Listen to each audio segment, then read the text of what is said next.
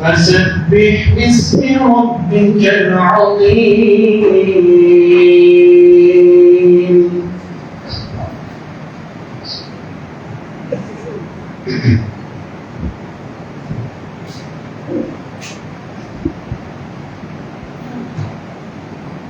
ہر قسم کی حمد و ثنا، کبریائی، بڑائی، ہر طرح کی حمد کے لائق اللہ رب العالمین کی ذات ہے. درود و سلام امام الانبیاء، سید الانبیاء، امام المرسلین، رحمت للعالمین، میرے اور آپ سب کے پیغمبر جناب محمد رسول اللہ صلی اللہ علیہ وآلہ وسلم کی ذات پر.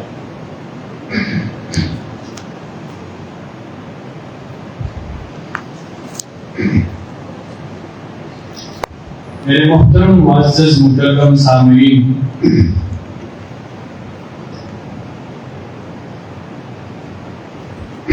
حقیقی بات ہے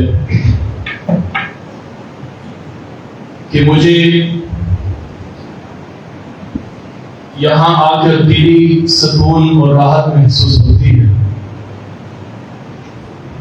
وجہ یہ ہے کہ آپ لوگوں کا دین کی طرف شوق اور ذوق اللہ رب العالمین نے جو آپ کے دلوں کے اندر ڈالا ہے، عبادت کی طرف شوق ہونا، یاد رکھیں یہ اللہ کی بہت بڑی نعمت ہے. جمعے والا دن ویسے بھی بہت بڑی اہمیت کا دن ہے، فضیلت والا دن ہے. اللہ کے رسول صلی اللہ علیہ وسلم نے بھی اس دن کی بڑی اہمیت بیان فرمائی ہے، اور خصوصاً جمعے کا ٹائم نبی رحمت صلی اللہ علیہ وسلم کی حدیث کے مطابق کہ جو بندہ امام کے منبر پر آنے سے پہلے مسجد کے اندر آ جاتا ہے تو اللہ رب العالمین نے اس کے لیے کافی انعامات رکھے. مثلا اونٹ کا صدقہ ہے، گائے کا صدقہ ہے، اس طرح مختلف. اور آپ حضرات اس لحاظ سے مبارکباد کے مستحق ہیں کہ اللہ رب العالمین نے آپ کو شوق عطا کیا ہے. اللہ رب العالمین آپ کو مزید شوق عطا فرمائے، اور یہ آپ کی محنت، آپ کی لگن، آپ کی کوشش اللہ اپنی بارگاہ کے اندر قبول فرمائے. اور یہ بات بھی ہمارے ذہن میں ہونی چاہیے کہ چھوٹی سے چھوٹی نیکی ہو یا بڑے سے بڑی نیکی ہو، اگر میرے بھائی اس کے اندر خلوص نہیں ہے، اگر اس کے اندر اللہ رب العالمین کی رضا نہیں ہے، تو اس نیکی کا کوئی فائدہ نہیں. اللہ کے رسول صلی اللہ علیہ وسلم کی حدیث میں آپ کو سنا کے اپنے موضوع کے مطابق بات شروع کرتا ہوں. نبی علیہ السلام نے فرمایا کہ بندہ حج کے لیے ارادہ کرتا ہے، اور یہ بھی ہمارے علم میں ہے کہ حج سب سے مشکل ترین عبادت ہے. عرب کا علاقہ سخت گرم علاقہ ہے، اور جو ارکان حج کے اندر ادا کیے جاتے ہیں وہ سب مشکل ہے. اللہ ہم سب کو توفیق عطا فرمائے. جن کے پاس اسباب نہیں ہیں، اللہ رب العالمین اپنے خزانوں سے اسباب پیدا فرمائے. یقیناً اللہ کی طرف سے رحمت ہوتی ہے، فضل ہوتا ہے، پھر ہی انسان ایسی جگہوں پہ جاتا ہے. ورنہ کئی مالدار لوگ اپنے گھروں کے اندر بیٹھے اور کئی غریب لوگ بیچارے وہاں چلے جاتے ہیں.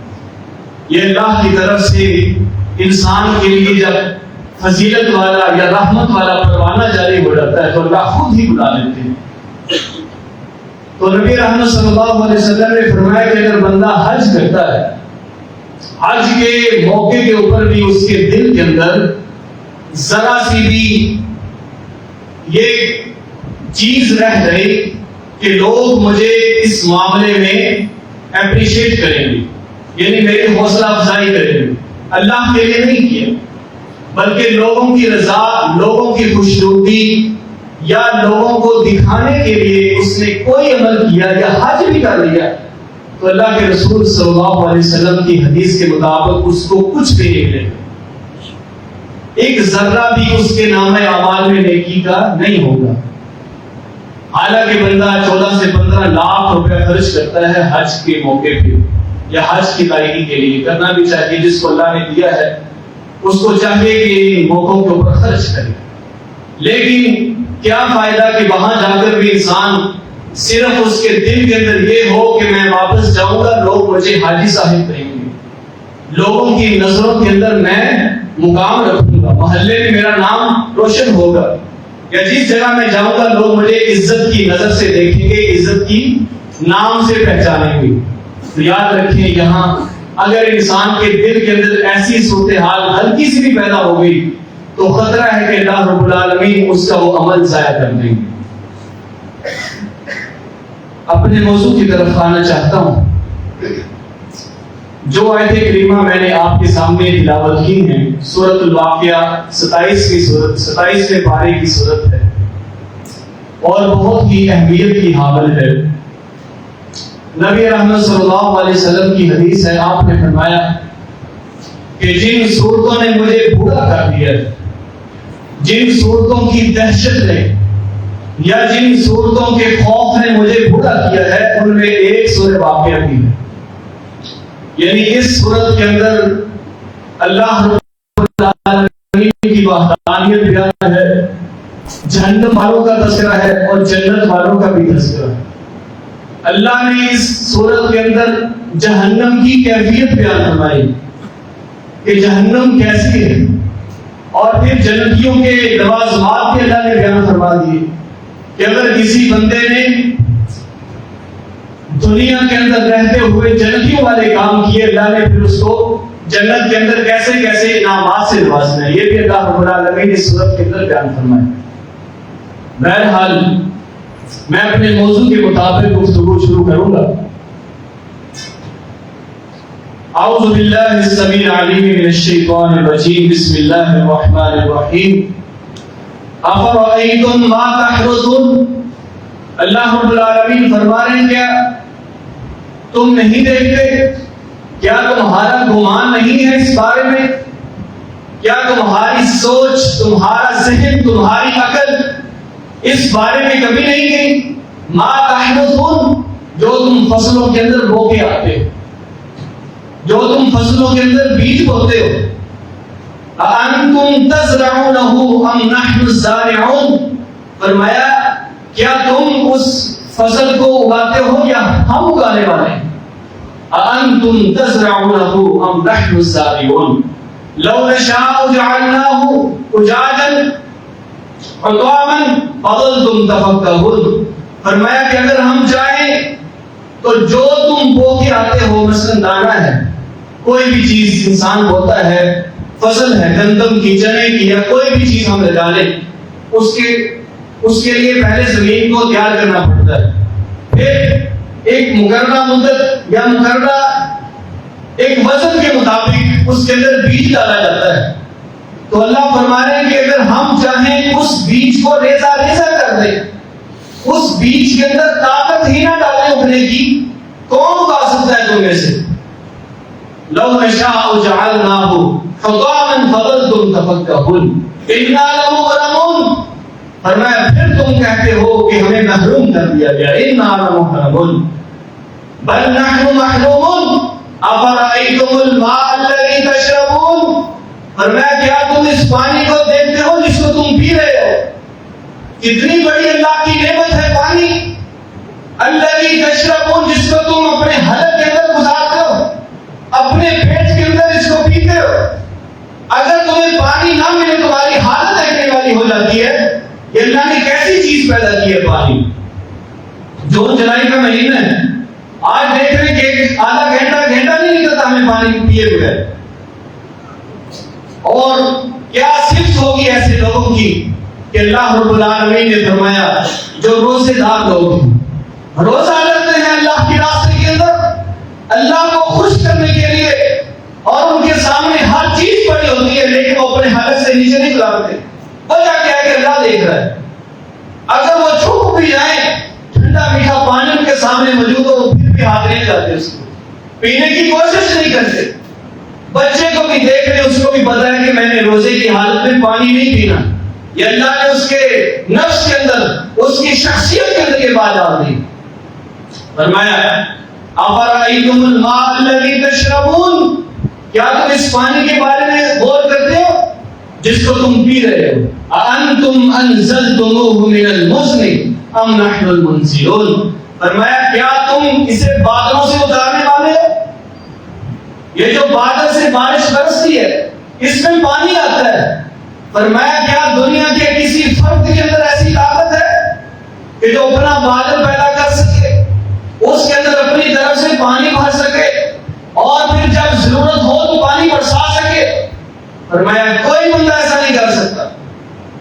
دنیا کی ساری ٹیکنالوجی فیل ہے اللہ کے اس کام کے پیچھے کہ اللہ رب العالمین جب چاہیں، جہاں چاہیں، جیسے چاہیں، جتنی چاہیں بارش برسا سکتے۔ اللہ کو کوئی پوچھنے والا نہیں۔ اللہ رب العالمین ایسے ہی نبی علیہ السلام کی زبان میں فرمایا لوگوں، اگر تم اللہ کے اوپر توکل کرو جس طرح پرندے اللہ کے اوپر توکل کرتے ہیں، یا جس طرح اللہ کے اوپر توکل کرنے کا حق ہے اس طرح تم بھی توکل کرو۔ فرمایا کہ اللہ رب العالمین تمہارے اوپر بارش برسائیں، تم کو پتہ ہی نہ چلے۔ یہ جو تم دیکھتے ہو کہ راستوں کے اندر پانی بھرا ہوا ہے، چلنا پھرنا مشکل ہے، لوگوں کے گھر ڈوبے ہوئے ہیں، فرمایا تمہاری نافرمانی کا نتیجہ ہے۔ اگر تم اللہ کے اوپر توکل کرو، اللہ کی رضا کے مطابق اپنی زندگی گزارو، فرمایا کہ تم رات کو سوئے پڑے ہو کہ اللہ رب العالمین بارش برسا دے گا، تم کو پتہ ہی نہیں چلے گا، تمہاری فضا کے اندر نمی آ جائے گی، تمہیں سکون مل جائے گا۔ فرمایا کیا تم اسے بادلوں سے اتارنے والے ہو یا ہم اتارتے؟ انتم انزلتموہ من المزن، لفظ مزن عربی میں بادل کو کہتے ہیں، یعنی بادلوں سے کون اتارنے والی ذات ہے بارش کو؟ اللہ رب العالمین کی ذات۔ فرمایا لو نشاء جعلناہ اجاجا، فرمایا کہ اگر ہم چاہیں اس پانی کو کڑوا کر دیں، اس پانی کو زہریلا بنا دیں، کیا ہے دنیا میں کوئی طاقت اس پانی کو میٹھا کر سکے؟ ساری ٹیکنالوجی میں ہے، دنیا کی ساری ٹیکنالوجی فیل ہو جائے گی کہ اگر انسان یہ جو زمین سے پانی نکلتا ہے یا آسمان سے پانی بارش کی صورت میں آتا ہے، اللہ اس کو زہریلا بنا دے، اللہ اس کو کڑوا بنا دے۔ حالانکہ دیکھیے بادل پانی کہاں سے لیتے ہیں؟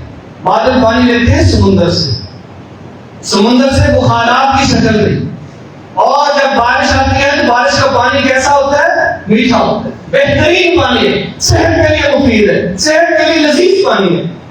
یہ اللہ رب العالمین کی ذات۔ اللہ فرما رہے ہیں کہ ایسی ذات اس کے اوپر تم توکل کرتے ہو جس نے تمہارے لیے کھانے کے لیے بہترین چیزیں پیدا کی، پینے کے لیے بہترین پانی پیدا کیے۔ لو نشاء جعلناہ اجاجا فلولا تشکرون، آخر میں یہ بات فرمایا لوگوں تم میرے لیے شکر ادا کیوں نہیں کرتے؟ میری سب نعمتیں کھاتے ہو پھر بھی شکر ادا نہیں کرتے، ناشکری کرتے۔ اللہ رب العالمین نے انسان کو سب سے مہذب ترین مخلوق بنایا، سب سے نفیس صاف ستھری مخلوق انسان ہے۔ یاد رکھیں اللہ کی ساری مخلوقات میں سے سب سے مہذب، نفیس اور صاف ستھری مخلوق انسان ہے۔ انسان کا رہنا بھی صاف ستھرا، انسان کا لباس بھی صاف ستھرا، انسان جو کھاتا ہے وہ بھی صاف ستھرا۔ کبھی ہم تصور کریں جو ہم چارہ ڈالتے ہیں جانوروں کو، اگر ہمیں وہ کھانا پڑ جائے تو ہم کیا کھا لیں گے؟ وہ بھی اللہ کی مخلوق ہے۔ پرندے جو کھاتے ہیں، یہ جانوروں کے گوبر میں سے چیزیں چن چن کے کھاتے ہیں، وہ ہم کھا لیں گے؟ وجہ کیا ہے؟ وہ بھی اللہ کی مخلوق ہے۔ اللہ نے انسان کو نفیس پیدا کیا ہے، اس کی غذا بھی اللہ نے نفیس پیدا کی۔ اللہ یہ چاہتے ہیں بندے جس طرح تیرا رہنا نفیس ہے، صاف ستھرا ہے، جس طرح تیرا بچھونا نفیس ہے، تو اپنا گھر خوبصورت بناتا ہے۔ جاؤ دیکھ کے جاؤ بھینسوں کا باڑا، جس طرح تم اپنا گھر بناتے ہو ایسے اس کو بنا کے دو گے؟ یا جانوروں کا باڑا جو ہوتا ہے وہ ہمارے گھر جیسا ہوتا ہے؟ نہیں، حالانکہ وہ بھی اللہ کی مخلوق ہے۔ جس طرح پرندے گھونسلوں میں سردی گرمی ہر طرح کا موسم برداشت کرتے ہیں. اللہ نے ان کے اندر طاقت بھی بڑی رکھی ہوتی ہے موسمی شدت کو برداشت کرنے کے لیے, موسمی اثرات کو برداشت کرنے کے لیے. انسان سب سے کمزور ترین مخلوق ہے. وَخُلِقَ الْإِنسَانُ ضَعِيفًا. اللہ فرمانے کہ اللہ نے انسان کو سب سے کمزور ترین مخلوق پیدا کیا ہے. یہ تو صرف ایک چونٹی کی بات ہے, چھوٹی سی چونٹی آپ نے دیکھی ہے, یعنی انسان دو انگلیوں کے درمیان اس کو مسل سکتا ہے. ہمارے اندر اتنی طاقت ہے کہ ہم اس کو مسل کے پھینک دیں, لیکن اگر وہی چونٹی ہمارے ناک کے ذریعے یا منہ کے ذریعے دماغ کے اندر چلی جائے یا یہاں جا کے بیٹھ جائے, جسم کے اندر چلی جائے, ہم پانی پینے لگتے ہیں, وہی چونٹی اگر ہمارے معدے کے اندر چلی جائے کیا ہوگا؟ اللہ اس کو حکم دے وہ باہر نہ نکلے یا اندر جا کے نقصان کر دے. یہ اللہ رب العالمین کی کئی ساری مخلوقات میں سے, سب مخلوقات میں سے انسان کو اللہ نے نفیس ترین مخلوق بنایا ہے. اور اس کا لباس, اس کا کھانا, اس کا پہننا, اس کا پینا یہ اللہ نے صاف ستھرا بنایا. تم پاکیزہ چیزیں کھاؤ, پاکیزہ چیزیں کھاؤ. اللہ رب العالمین ان اللہ طیب یحب الطیب. اللہ پاک, اللہ صاف ستھرا ہے اور اللہ صاف ستھری چیزیں پسند کرتا ہے. کبھی کسی انسان سے کہیں کہ جو ہم روٹی کھاتے ہیں, جو ہم کوئی چیز کھاتے ہیں وہ زمین کے اوپر پھیر کے اس کو مٹی لگا کے کوئی کھا سکتا ہے؟ یہ انسان کی طبیعت ہی نہیں مانتی اس چیز کو, انسان کا نفس ہی نہیں مانتا.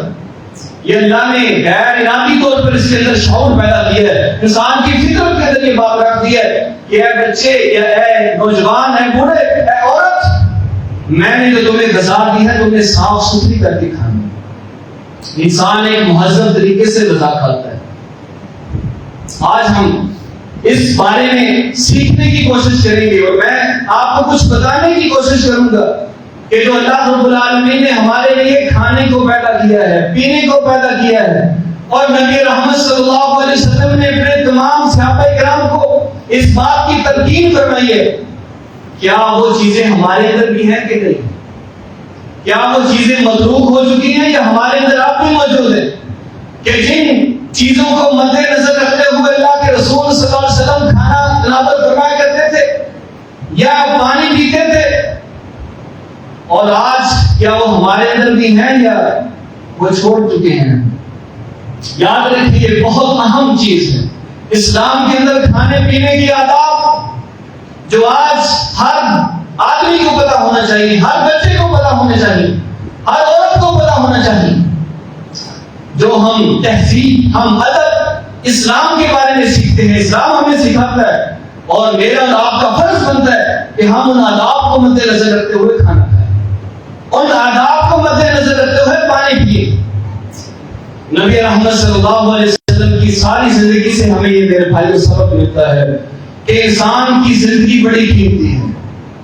تندرستی بہت بڑی نعمت ہے, یاد رکھیے. اگر اللہ نے آج کسی بندے کو صحت دی ہے وہ اللہ کا شکر ادا کرے. اگر اللہ نے کسی بندے کو آج بغیر میڈیسن کے سانس لینے کی توفیق دی ہے وہ اللہ کا شکر ادا کرے. اگر کسی بندے کو اللہ نے آج وہ زندگی گزارتا ہے, رات کو سوتا ہے, صبح کو اٹھتا ہے یا اپنا کام کرتا ہے, اس کو اللہ نے ظاہری طور پر بیماری نہیں دی.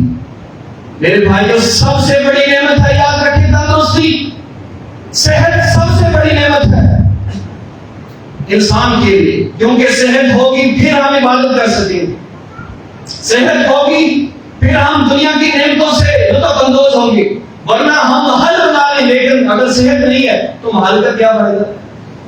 بڑے سے بڑا ہم کوٹھی بنا لیں, بنگلہ بنا لیں, گاڑی لے لیں, جہاز لے لیں, لیکن اگر اس میں بیٹھنا ہمیں نصیب نہ ہو اس کا کیا فائدہ؟ اگر بڑا گھر بنا لیا لیکن اس کے اندر رہتے ہوئے انسان کو دم اٹھتا ہے, ڈاکٹروں نے کہہ دیا کہ تم نے کھلی غذا کے اندر لیٹنا ہے.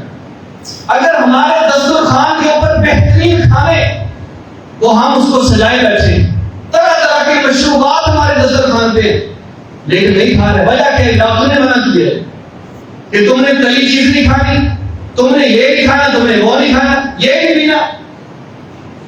یاد رکھیں آج کے دور میں اگر انسان ایسا ہے تو اللہ کا شکر ادا کرے، 100 بار 1000 بار کروڑوں بار شکر ادا کرے۔ اگر کبھی اپنی صحت کی قدر معلوم کرنی ہو نا، جا کے الائڈ ہسپتال جا کے دیکھیں، بڑے ہاسپٹل جا کے دیکھ لیں انسان کی صحت کی کیا قیمت ہے۔ وہ بیچارے لوگ اپنی صحت کو ترستے ہیں، ایک ایک لمحہ وہ کوشش کرتے ہیں کہ اللہ مجھے صحت دے دے، میں ہر چیز دے دوں۔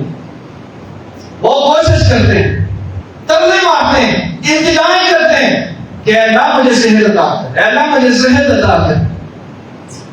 ایک جریدہ 1992 کے بارے میں چھپا تھا، میں پچھلے دنوں پڑھ رہا تھا کہ اس کے اندر ایک آدمی نے اپنے بارے میں لکھا کہ وہ دنیا کا سب سے امیر ترین بندہ تھا، دنیا کا سب سے امیر ترین، ہر دنیا کی آسائش، دنیا کی نعمت، دنیا کی دولت اس بندے کے پاس، کروڑوں روپے کا سونا، اربوں روپے کی مالکیت کی جائیداد اس کے پاس۔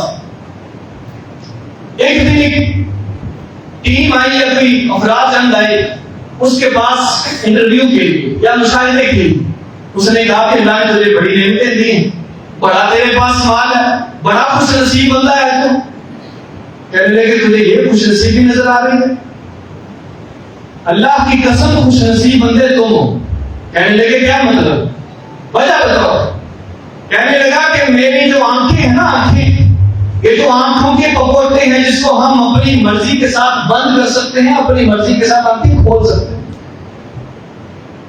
ان لوگوں نے دیکھا کہ آنکھوں کے پپوٹوں کے اوپر پٹی بندھی ہوئی، ٹیپ لگائی ہوئی ہے، اور وہ بندہ اپنی مرضی کے ساتھ آنکھوں کو نہ بند کر سکتا ہے نہ کھول سکتا ہے۔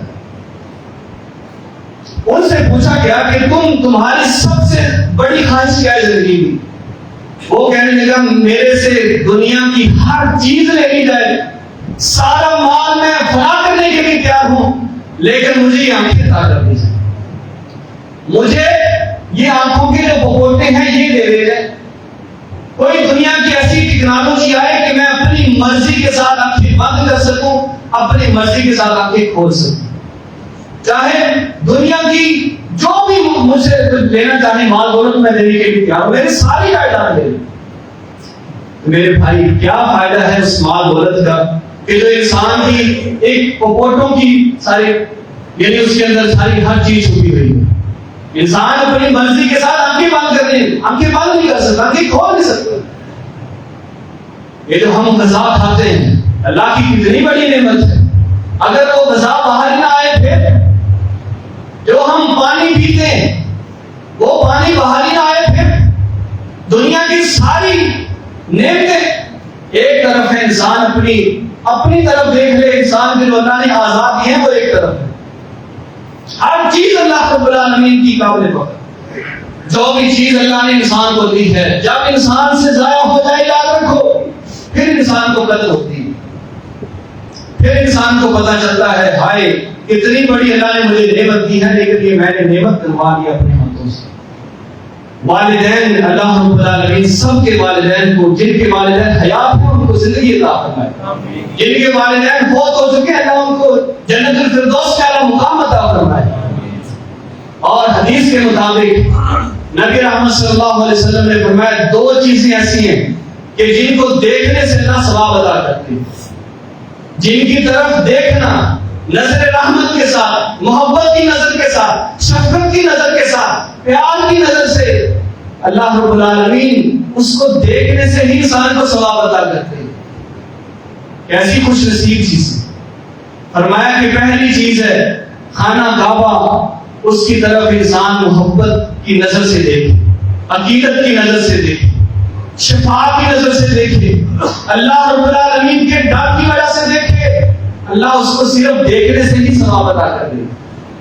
اور فرمایا کہ ماں کا چہرہ، باپ کا چہرہ، انسان خلوص کے ساتھ، دل کی محبت کے ساتھ، عقیدت کے ساتھ، فرما برداری کے لہجے میں اپنے والدین کے چہرے کی زیارت کرتا ہے، اللہ اس کو دیکھنے کے ثواب عطا کر دیں گے۔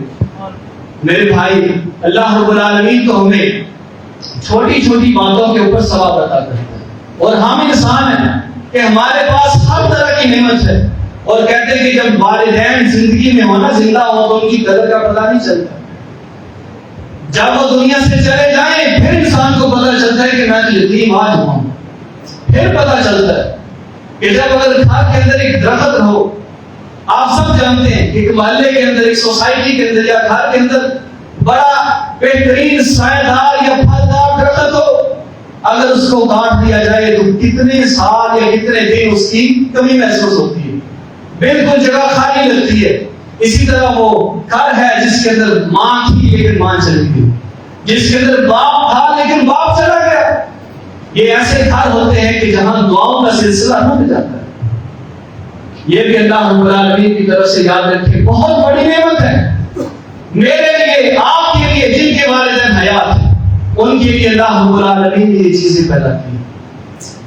تو خیر، کھانے کے لیے نبی رحمت صلی اللہ علیہ وسلم کی احادیث کے مطابق چند اصول ہیں، میں مختصراً آپ کے سامنے بیان کرتا ہوں. آپ علیہ السلام نے فرمایا سب سے پہلے جو کوئی کھانے کا ارادہ کرتا ہے وہ حلال طریقے سے جو کمایا ہوا مال ہے اس سے کھائے. اللہ رب العالمین نے فرمایا یا ایھا الناس کلوا مما فی الارض حلالا طیبا ولا تتبعوا خطوات الشیطان.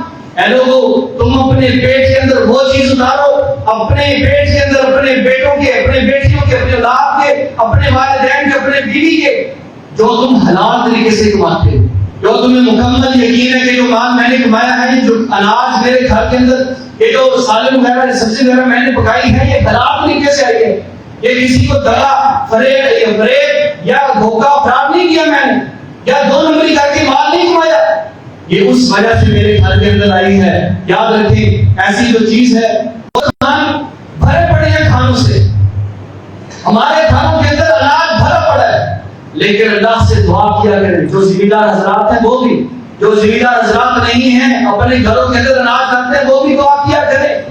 جب بھی فصل گھر کے اندر آئے اللہ کے سامنے ہاتھ اٹھا لیا کریں کہ اللہ جو میں لایا ہوں اس کے اندر برکت عطا فرما. اگر آپ نئی چیز خریدتے، کوئی نئی گاڑی ہے، نیا موٹر سائیکل ہے، کوئی بھی چیز ہے، گھر کے اندر نئی چیز آئی ہے، اس کو دیکھ کے فوراً اللہ سے دعا کیا کریں کہ اللہ اس کے اندر برکت عطا فرما. اگر اس کے اندر برکت نہ ہوئی میرے بھائی، اس کے اندر کیا ہوگا؟ اللہ کی طرف سے رحمت نہیں ہوگی. جو ہم اپنے پیٹ کے اندر اتارتے ہیں غذا، کھانا پینا، جو بھی چیز ہے، اگر اس کے اندر برکت نہیں ہے تو پھر کیا ہوگا؟ اگر برکت ہے ایک لقمے کے اندر، ایک کھانے کے ٹکڑے کے اندر اللہ نے برکت رکھی ہوئی ہے، وہ بھی انسان ضائع کرتے ہیں. نبی علیہ السلام نے فرمایا، آگے حدیث آئے گی وہ بھی میں بیان کروں گا آپ کے سامنے. آپ نے فرمایا جو تم کھانا کھاتے ہو اگر زمین کے اوپر گر گیا ٹکڑا، تم روٹی کا یا سالن کا کوئی بھی چیز ہے، تم اپنے منہ میں ڈالنے کی بجائے زمین پر گر گیا اور تم نے اسے صاف کر کے منہ کے اندر نہ ڈالا، فرمایا کہ وہ شیطان کا حصہ ہو، اور ہو سکتا ہے وہی ٹکڑا، وہی لقمہ تمہارے لیے برکت والا ہو، تم نے اپنے حصے کی برکت شیطان کو دے دی. آپ نے فرمایا کہ سب سے پہلے بسم اللہ الرحمن الرحیم، سب سے پہلے ہاتھ دھونے. ہاتھ دھونا یہ شریعت کا یاد رکھیں حکم ہے. نبی رحمت صلی اللہ علیہ وسلم کی کئی احادیث سے ثابت ہے جب آپ کھانے کا ارادہ کرتے تو اپنے ہاتھ مبارک دھو لیا کرتے تھے. اور دوسرا ادب ہے کہ کھانے کے آداب میں سے یا پینے کے آداب میں سے آپ علیہ السلام جب کھانے کا ارادہ کرتے تو آپ بسم اللہ الرحمن الرحیم، پوری بسم اللہ یا صرف بسم اللہ پڑھ کے آپ اپنے کھانے کو شروع کیا کرتے تھے. ایک صحابی عرض کرتے ہیں اللہ کے رسول صلی اللہ علیہ وسلم کے پاس آئے، معلوم چھوٹے بچے تھے، وہ کہتے ہیں یا ان کو کسی نے دیکھا کہ وہ اللہ کے رسول صلی اللہ علیہ وسلم کے پاس آئے، اپنا ہاتھ مبارک پلیٹ کے اندر ایسے ہی گھماتے رہے، کبھی ادھر سے کھا لیا، کبھی ادھر سے کھا لیا، کبھی ادھر سے کھا لیا. آپ نے فرمایا یا غلام سم اللہ، اے بچے اللہ کا نام، اللہ کا نام لے کر شروع کر. وَقُلْ مَا يَمِينِكَ، اپنے دائیں ہاتھ سے کھا. مَا يَلِيكَ وَقُلْ مِمَّا يَلِيكَ، اور اس میں سے کھا جو تیرے سامنے پڑا ہے، جو تیرے سامنے چیز پڑی ہے نا اس میں سے کھا. اپنے بچوں کو بھی ہم ترغیب دیں، اپنے بچیوں کو بھی ترغیب دیں. چھوٹے چھوٹے بچے ہیں ان کو ساتھ بٹھا کے کھانا کھلائیں. یہ نہیں ہے کہ کسی دعوت وغیرہ پہ جائیں بچے الگ ہیں، یا چھوٹے بچے جن کو ہم پتہ نہیں ہے کہ ہم ساتھ لے کے آئے ہیں ان کو ادب اداب کا نہیں پتہ، یا پہلے گھر کے اندر ادب سکھائیں. کیا بچے جب کسی دعوت وغیرہ پہ جاتے ہیں یا کسی کے گھر مہمان جاتے ہیں تو وہاں جا کے تم نے کن چیزوں کا خیال رکھنا ہے. یہ ہم چیزیں نہیں سکھاتے لوگوں اپنے بچوں کو. یاد رکھیں ہمارے گھروں کے اندر ان چیزوں کی بہت کمی ہے. ہم سنت کے مطابق کھانا نہیں کھاتے, ہم سنت کے مطابق پانی نہیں پیتے, اور ہمارے گھروں کے اندر برکت کیسے آئے؟ پھر ہم شکوہ کرتے ہیں کہ ہمارے گھروں کے اندر برکت نہیں ہے. دوسری چیز نبی علیہ السلام نے فرمایا کہ جو بھی تم میں سے کھانا کھائے اس کو چاہیے کہ وہ مل بیٹھ کے کھانا کھائے. یعنی اگر گھر کے اندر چند افراد ہیں تو ان کو چاہیے کہ وہ اکٹھے کھانا کھائیں. ان میں سے ایک بندہ, یعنی اگر کسی کی شادی ہو چکی ہے یا ویسے چند بیٹے ہیں کسی والدین کے, وہ اپنے اپنے کمروں کے اندر, کوئی ادھر کھانا کھا رہا ہے, کوئی ادھر کھانا کھا رہا ہے, کوئی ادھر کھانا کھا رہا ہے. اللہ کے رسول صلی اللہ علیہ وسلم کی حدیث ہے, آپ کے پاس چند لوگ آئے, اے اللہ کے رسول ہماری کیفیت یہ ہے کہ ہم اپنے گھروں کے اندر کھانا کھاتے ہیں لیکن ہم صحت نہیں ہوتے, پیٹ نہیں بھرتا ہمارا, ہم کھاتے جاتے ہیں لیکن ہمارا پیٹ نہیں بھرتا. آپ نے فرمایا مجھے لگتا ہے کہ تم اکیلے اکیلے کھانا کھاتے ہیں. کہنے لگے کہ اللہ کے رسول بات تو ایسی ہے, ہم اکیلے کھانا کھاتے ہیں. آپ نے فرمایا ایسی بات, آئندہ ایسی حرکت نہ ہو. اگر تم اپنے گھروں کے اندر برکت دیکھنا چاہتے ہو تو مل بیٹھ کے کھانا کھاؤ.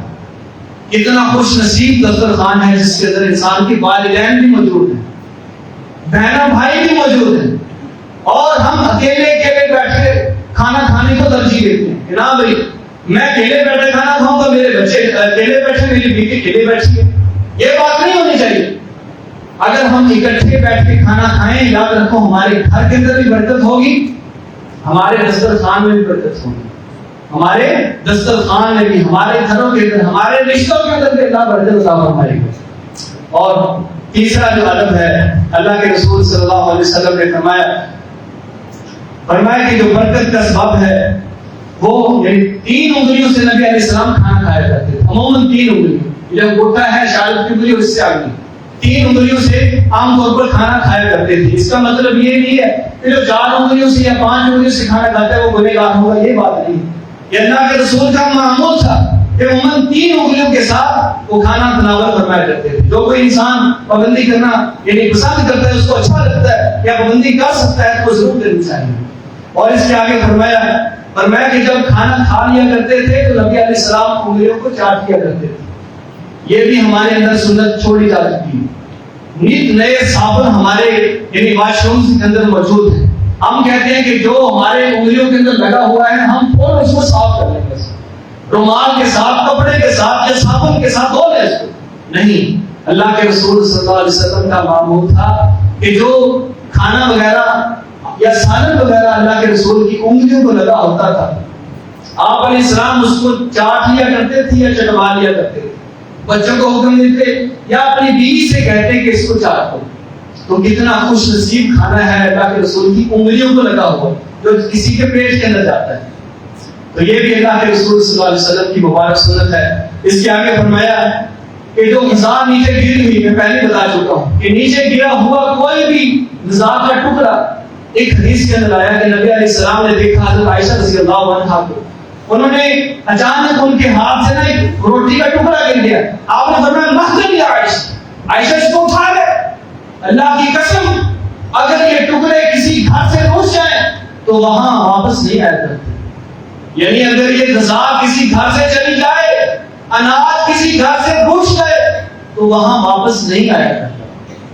تو یہ بھی اللہ رب العالمین کی پیاری سنت, نبی علیہ السلام کی پیاری سنت ہے کہ جو ہم غذا نیچے گر جائے بھولے سے یا ویسے ہم گرا دیں, یاد رکھیں اس کو جھاڑ دیں. اگر مٹی لگی ہے اس کو صاف کر لیں, مٹی لگی ہے اس کو صاف کر کے اپنے منہ کے اندر ڈال دیں. تو نبی رحمت صلی اللہ علیہ وسلم کی یہ حدیث بھی یہ ہمیں پتہ ہونی چاہیے.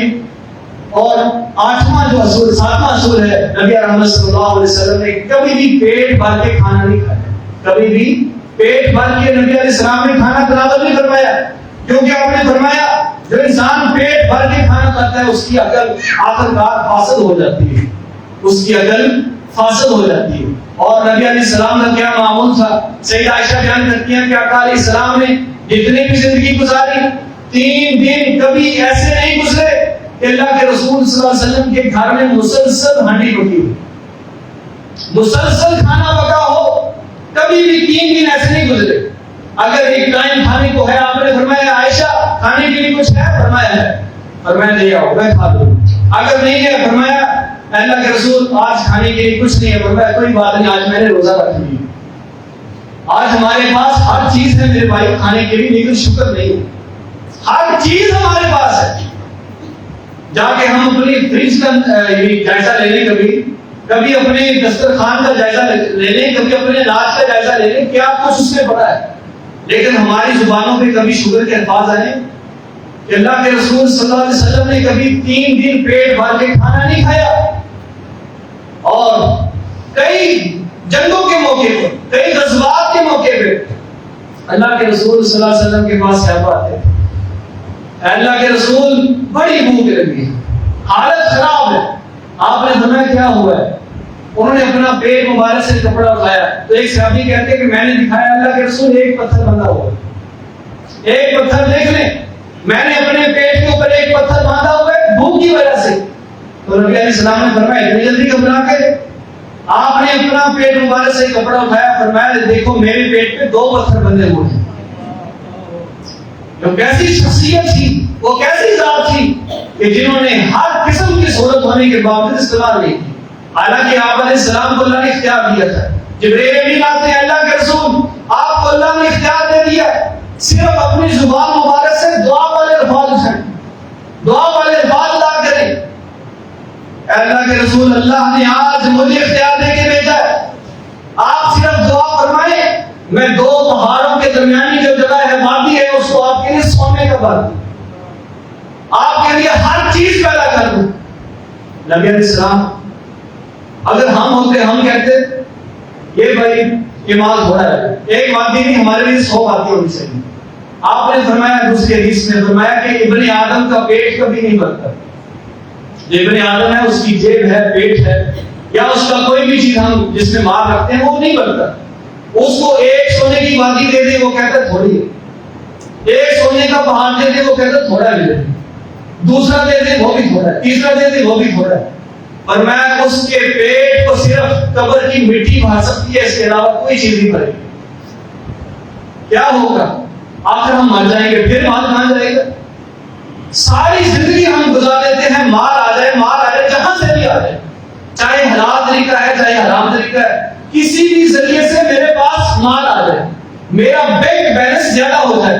لیکن کبھی ہم نے غور کیا ہے وہ کہاں سے آ رہا ہے؟ یہ کبھی ہم نے غور کیا ہے؟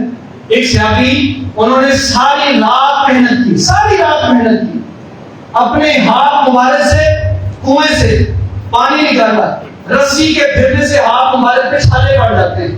صبح کیا ہوا؟ صرف ایک مٹھی کھجوروں کی ملتی ہے. تو نبی علیہ السلام کی خدمت میں ایک مٹھی کھجوروں کی لے آئے. اللہ کے رسول ساری رات محنت کی ہے، صرف ایک مٹھی کھجوروں کی ملی ہے، اس کو میرے لیے اللہ کے راستے میں وقف کرتے ہیں، میرے لیے اللہ کے راستے میں وقف کرتے ہیں. ان کے پاس کیا قسم کی صورت نہیں تھی، وہ اللہ سے مانگ سکتے تھے، اللہ سے ہر طرح کی صورت مانگ دیتے تھے. اور آخری جو بات ہے، وقت کی بہت کمی کی پیش نظر میں اپنی بات کو انتہائی مختصر کر دیتا ہوں کیونکہ ضروری چیزیں ہیں. نبی رحمت صلی اللہ علیہ وسلم نے فرمایا جو بندہ کھانا کھا لے، کھانا کھانے کے بعد دعا کا اہتمام کرنا چاہیے. ہم دعاؤں میں بھی بہت یاد رکھیں، سوچتے ہیں اپنے بچوں کو ہم ہر چیز سکھاتے ہیں، انگلش کے ہر چیز بھی یاد ہے، اردو کی ہر چیز یاد ہے، لیکن جو ضروری مقامات پہ دعائیں ہیں وہ یاد نہیں. اصل واش روم میں داخل ہوتے ہیں، نکلتے ہیں، کھانا کھاتے ہیں، کھانا کھانے سے پہلے بسم اللہ پڑھنی ہے، کھانا بسم اللہ اگر بھول جائے پھر کیا پڑھنا ہے؟ بسم اللہ فی اولہ و آخرہ. یہ بھی دعا ہم اپنے بچوں کو یاد کروائیں. اور فرمایا کہ نبی علیہ السلام نے کہ جو بندہ دعا پڑھتا ہے الحمدللہ الذی اطعمنی ھذا ورزقنی من غیر حول منی ولا قوة، آقا علیہ السلام نے فرمایا غفر لہ ما تقدم من ذنبہ، اس وجہ سے اس کی زندگی کے سارے گناہ اللہ معاف فرما دیں گے. یعنی کھانا میں نے کھایا ہے، کھانا آپ نے کھایا ہے، فائدہ کس کو ہوا؟ مجھے ہوا یا آپ کو ہوا؟ آپ نے صرف دعا پڑھنی، صرف صدق کے دل کے ساتھ دعا پڑھنی ہے الحمدللہ الذی اطعمنی ھذا ورزقنی من غیر حول منی ولا قوة. نبی علیہ السلام نے فرمایا اس دعا کی وجہ سے اللہ رب العالمین اس کے پچھلے سارے گناہوں کو معاف فرما دیں گے۔ یعنی کتنی فضیلت والی بات ہے۔ اور کئی مقامات پہ اللہ کے رسول صلی اللہ علیہ وسلم ایسی دعاؤں کا اہتمام فرمایا کرتے تھے، الحمدللہ الذی اطعمنا وسقانا وجعلنا مسلمین۔ اٹھتے وقت اللہ کے رسول دعائیں فرمایا کرتے تھے، سوتے وقت دعائیں فرمایا کرتے تھے، لیکن آج ہم نے وہ دعائیں چھوڑ دی ہیں، سب دعائیں چھوڑ دی ہیں۔ رات کو سونا ہے پھر بھی موبائل ہے، صبح اٹھنا ہے پھر بھی موبائل ہے۔ کیا چیز ہے موبائل میں؟ کچھ بھی نہیں ہے۔ اگر ہم کیا پتا ہے کہ ہم موبائل دیکھے یا موبائل میں کوئی چیز دیکھ کے سوئے، لیکن سوتے وقت ہماری روح اللہ کے پاس چلی گئی، ہم اللہ کو کیا منہ دکھائیں گے؟ یہی بہتر نہ ہوتا کہ ہم دعا پڑھ کے سوتے اور دعا پڑھ کے اٹھتے۔ اللہ رب العالمین کی طرف سے ہمارے لیے یاد رکھے نعمت ہے، کھانا بہت بڑی نعمت ہے، لیکن کب نعمت ہوگا؟ جب ہم اس کو شریعت کے مطابق اور طبی اصولوں کے مطابق کھائیں گے۔ اور اکثر بیماریاں یاد رکھیں ہم نے اپنے صرف کھانے کی وجہ سے بیچ کی ہوئی ہیں۔ نبی رحمت صلی اللہ علیہ وسلم نے یہ بھی فرمایا کافر جو بندہ ہے وہ اپنی 7 میدوں سے کھاتا ہے، یعنی 7 میدوں سے، 7 آنتوں سے کھاتا ہے۔ فرمایا مومن بندہ وہ صرف 1 میدے سے کھاتا ہے۔ تو اس کی حدیث ہے، آپ نے فرمایا اگر کسی نے پیٹ بھر کے کھانا کھانا ہی ہے تو صرف 1/3 کھانا کھائے، 1/3 پانی پیے، اور 1/2 جو بچ گیا پیٹ کا اس کے اندر سانس لینے کے لیے رکھ لے۔ ہم کہتے ہیں جو سانس لینے کے لیے رکھا ہے اس میں بھی کچھ چیز انہیں ہم داخل کر رہے ہیں۔ یہ بہت بڑی ذمہ داری والی بات ہے، خصوصاً جب ہم کسی دعوت وغیرہ پہ جائیں، کہ جو ہم کسی فنکشن وغیرہ پہ جائیں، وہاں جا کے ان آداب کا خود بھی خیال رکھیں، اپنے بچوں کو بھی بتائیں کیا بیٹے پلیٹ کے اندر کھانا اتنا ڈالو جتنا تم کھا سکتے ہو۔ بعد میں ضائع کرتے ہیں، پھر کتنا کھانا ضائع ہو جاتا ہے ہماری سستی کی وجہ سے۔ پہلے تھوڑا سا ڈالیں، جتنی ضرورت ہے پھر ڈالیں، اور جتنا ہم لقمہ لیں یا روٹی وغیرہ لیں اس کو مکمل کریں، اور جو ہم پلیٹ میں سالن وغیرہ ڈالتے ہیں اس کو مکمل صاف کریں۔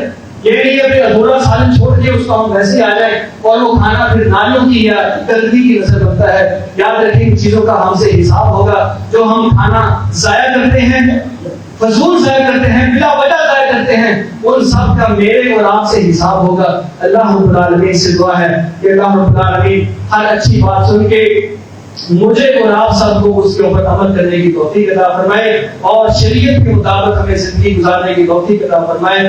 وآخر دعوانا الحمدللہ۔